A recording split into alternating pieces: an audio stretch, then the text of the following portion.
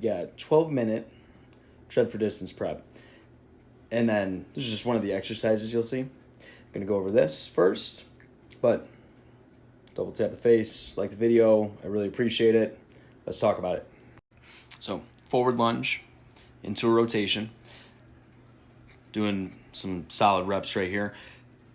Big things I try to focus on when I'm doing these, or when I'm coaching it, is after you step into that and you hit that lunge, you want to pause for a second, but you'll notice I push the floor away from me, try to flex my quads, almost like a leg extension, but you want to push yourself back to that back foot. So that front leg needs to do a lot of the work, needs to be forceful. On these reps, I go out a little bit wider. That's just more to show like you don't have to be just straight line. You go like 45 degrees. You go out a little bit, and that could help. Now, these next couple reps, I'm doing what I commonly see when people start to get a little more tired, but you kind of shove into that front foot, and then you kind of push your weight back into the back leg. So watch out for that.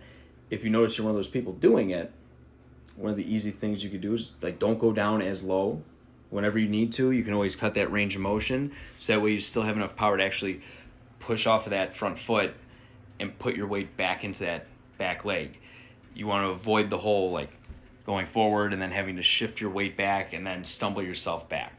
Push off the front leg, you'll get a lot more out of it. Now, in this block specifically, you're going to go immediately into a 150-meter all-out row. So just like that game day workout where I was showing, like going back and forth between the hops right onto the rower, is the same idea. You get done with that dumbbell and that lunge, get right onto that rower, hit your 150, short, fast strokes. Legs should be beat up. You have to use your hips, other parts of your body a lot more. So now for the treadmill portion, this is a prep for on Thursday. You got 12 minutes. The first half of that, you want to set a pace that you know is just good, consistent.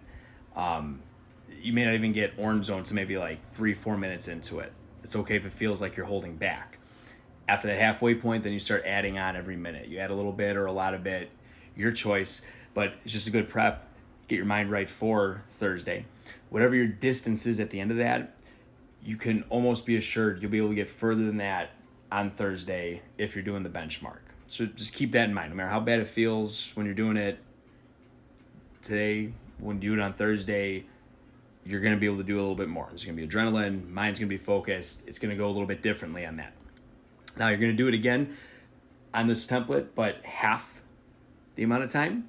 And on that one, if you want to up it a little bit more, you can, or just try to maintain those speeds again. Either way works. Have fun.